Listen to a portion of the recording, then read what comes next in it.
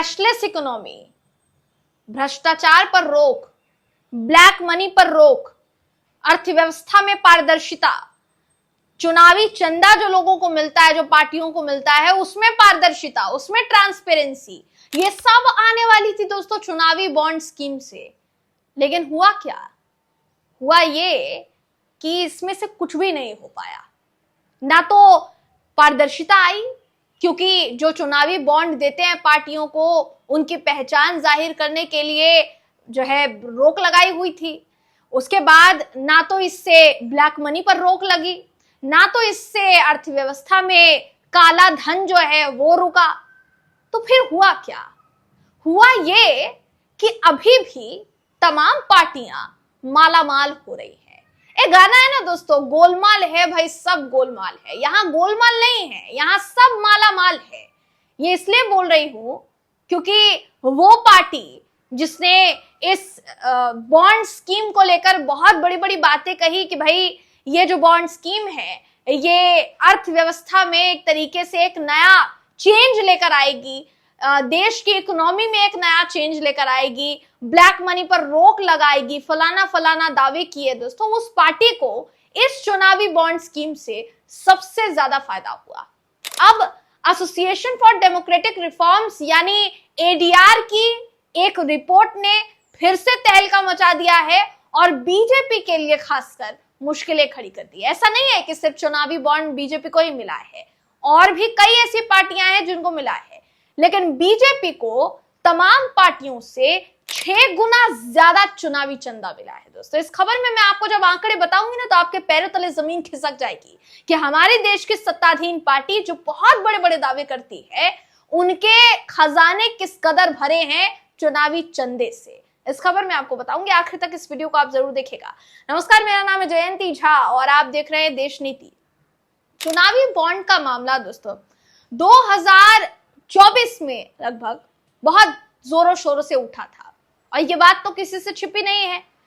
2023-24 में बहुत ही ज्यादा जोरों शोरों से ना सिर्फ मामले को उठाया गया बल्कि मामला पहुंचा सुप्रीम कोर्ट भी, और सुप्रीम कोर्ट ने अचानक से इस पूरे के पूरे चुनावी बॉन्ड स्कीम पर एक तरीके से कहेंगे आप दोस्तों तो रोक लगाते हुए ये कहा था कि पारदर्शिता होनी चाहिए, ट्रांसपेरेंसी होनी चाहिए। सवाल तो यही है कि ये स्कीम लाई ही इसलिए गई थी ताकि चुनावी चंदा जो पार्टियों को जा रहा है उसमें ट्रांसपेरेंसी नजर आए, लेकिन ट्रांसपेरेंसी ना है इसकी ही वजह से सुप्रीम कोर्ट ने इतना बड़ा फैसला लिया।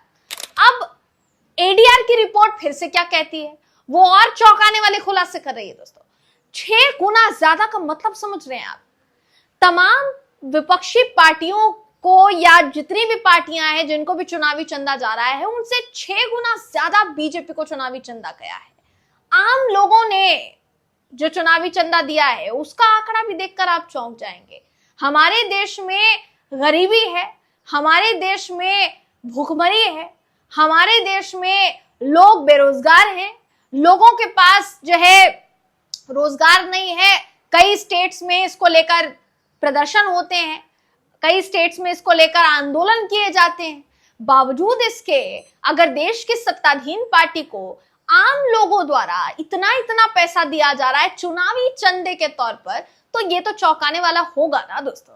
आपकी स्क्रीन पर इस समय मैं वो खबर दिखा रही हूं जिसका जिक्र हम इस बार इस खबर में कर रहे हैं। देखिए, ये जो खबर है कहती है कि एडीआर की रिपोर्ट सामने आई है। एसोसिएशन फॉर डेमोक्रेटिक रिफॉर्म्स ने जो रिपोर्ट जारी की है उसमें बताया गया है कि फाइनेंशियल ईयर 2023 टू 2024 यानी वित्त वर्ष 2023 से 24 में नेशनल पार्टियों को 20,000 से ज्यादा के चंदों में सबसे ज्यादा बीजेपी को चंदा मिला। जी हाँ, अब आंकड़ा सुनिए। जो सुनने के लिए पूरा वीडियो आपने अभी तक देखा है, जरा आंकड़ा सुनिए। रिपोर्ट कहती है बीजेपी को जो मिला चंदा है वो कांग्रेस, आम आदमी पार्टी, नेशनल पीपल्स पार्टी और माकपा यानी सीपीआईएम को मिले कुल चंदे से 6 गुना ज्यादा है। कुल चंदे से 6 गुना ज्यादा। आंकड़ा सुनिए, बताती हूं आपको। चुनाव आयोग के आंकड़ों का एनालिसिस किया गया है और इसमें बताया गया है कि देश की 6 नेशनल पार्टियों को 20,000 से ज्यादा के कुल 2,544.28 करोड़ के चंदे की जानकारी दी गई है। इन नेशनल पार्टियों में बीजेपी है, कांग्रेस है, बहुजन समाज पार्टी यानी मायावती की पार्टी है, आम आदमी पार्टी है, सीपीआईएम है और एनपीपी है यानी नेशनल पीपल्स पार्टी, वो भी शामिल है। अब रिपोर्ट का कहना है कि 3,755 डोनेशन कॉर्पोरेट या बिजनेस सेक्टर की तरफ से जो डोनेशन किए गए उसकी रकम कुल 2,262.5 करोड़ रही। ये कुल चंदे का 88.9% हिस्सा है। बीजेपी को इसमें सबसे ज्यादा कॉर्पोरेट डोनेशन मिला। रिपोर्ट कहती है कि बीजेपी को कॉर्पोरेट सेक्टर से कुल 3,478 डोनेशन के जरिए 2,064.58 करोड़ मिले। इसके अलावा 4,628 आम लोगों ने बीजेपी को 169.12 करोड़ का चंदा दिया। मैं यही शुरुआत में तो पूछ रही थी ना कि आम लोग, ये आम लोग कौन है? यही ट्रांसपेरेंसी दिखाने के लिए कोर्ट की तरफ से कहा गया था दोस्तों, अगर आपको याद हो तो। ये कहा गया था कि जिन लोगों के द्वारा इतना बड़ा बड़ा अमाउंट दिया जा रहा है चंदे के तौर पर, उनकी पहचान उजागर होनी चाहिए। हालांकि देश की सत्ताधीन पार्टी ने इससे साफ इनकार किया था कि ऐसा नहीं होना चाहिए। अब कोई कंपनी अगर पैसा दे रही है, डोनेशन दे रही है, कोई आम व्यक्ति डोनेशन दे रहा है और वो अपनी पहचान उजागर नहीं करना चाहता है, तो उनकी पहचान जो है वो गुप्त रहनी चाहिए, उजागर नहीं होनी चाहिए। अब बात करते हैं कांग्रेस को मिले चंदे की। मैं हर पार्टी का चंदा आपको इसमें बताऊंगी दोस्तों। हम यहाँ पर किसी पार्टी को मिला हुआ चंदा कितना है छुपाएंगे नहीं। कांग्रेस को 190.3 करोड़ कॉर्पोरेट डोनेशन और 90.79 करोड़ आम लोगों से चंदा मिला। रिपोर्ट में कहा गया कि सिर्फ कॉर्पोरेट डोनेशन के मामले में भी बीजेपी को बाकी सभी नेशनल पार्टियों के मुकाबले 9 गुना ज्यादा रकम मिली है।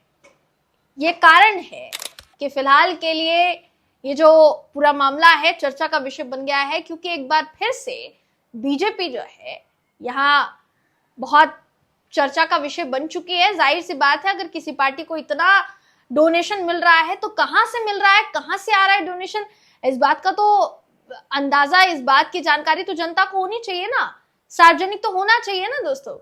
ये जो पूरा मामला है सार्वजनिक होना चाहिए ना, जानकारी सार्वजनिक होनी चाहिए, पब्लिक डोमेन में आना चाहिए कि नहीं आना चाहिए, कि किस पार्टी को कौन इतना इतना चंदा दे रहा है।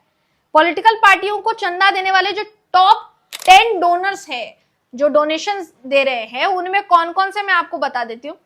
Prudent Electoral Trust, Derive Investment Company, Triumph Electoral Trust, Dinesh Chandra R Agarwal Infracon Private Limited, ITC Infotech India Limited, Bharat Biotech, Acme Solar Energy Private Limited, Dilip Buildcon Limited, Rungta Sons Private Limited, Macrotech Developers Limited. इसमें संस्था कंपनियों ने चंदा तो दिया, लेकिन किन किन पार्टियों को दिया ये नहीं बताया गया। यानी ये तमाम जितनी संस्थाएं हैं, जितनी कंपनियां हैं, इन तमाम कंपनियों ने चंदा दिया है पार्टियों को, लेकिन किस किस पार्टी को कितना कितना दिया है ये ट्रांसपेरेंसी अभी तक नहीं आ पाई है दोस्तों। जबकि कहा बहुत कुछ गया था जब ये पेश किया जा रहा था संसद में।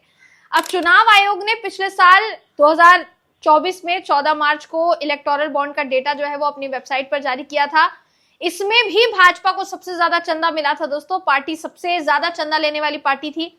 2019 से 11 जनवरी 2024 तक, यहाँ पे खबर है कि 12 अप्रैल 2019 से 11 जनवरी 2024 तक पार्टी को सबसे ज्यादा 6,060 करोड़ रुपए मिले थे।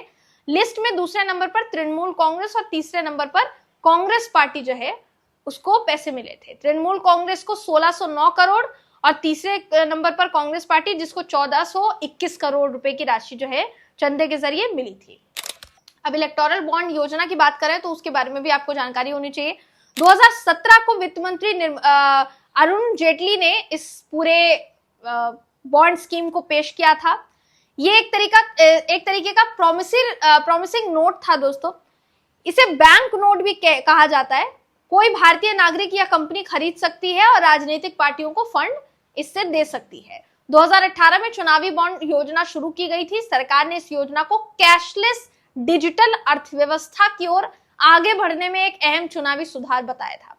विवादों में आई ये स्कीम क्योंकि जाहिर सी बात है कि दावा किया गया था एडीआर की तरफ से कि चुनावी फंडिंग भ्रष्टाचार को बढ़ावा देगी, कुछ कंपनियां उन पार्टियों में अज्ञात तरीकों से फंडिंग करेंगी जिन पार्टियों की सरकार से उन्हें फायदा होता है। यानी जाहिर सी बात है, किसी राज्य में कांग्रेस की सरकार है तो उनको कंपनियों द्वारा चंदा दिया जाएगा, किसी राज्य में बीजेपी की सरकार है तो उनको कंपनियों द्वारा चंदा दिया जाएगा। क्यों? क्योंकि इससे कंपनियों को फायदा होने की संभावना है। जितना चंदा मिलेगा उतना कॉर्पोरेट जगत में जगह मिलेगी कि भाई आप खुला एकदम काम कर सकते हैं, आपको कोई रोक टोक नहीं होगी। क्या इसलिए चुनावी चंदे की स्कीम लाई गई थी? और अभी जो पैसों की बरसात हो रही है, जो मालामाल हो रही है सत्ताधीन पार्टी, उसका इस रिपोर्ट पर क्या कहना है, हम तो इस बात का इंतजार कर रहे हैं। आप फिलहाल क्या कहना चाहते हैं इस पर? आपकी क्या राय है? कमेंट करके जरूर बताइएगा। अगली वीडियो में आपसे फिर मुलाकात होगी, तब तक के लिए नमस्कार।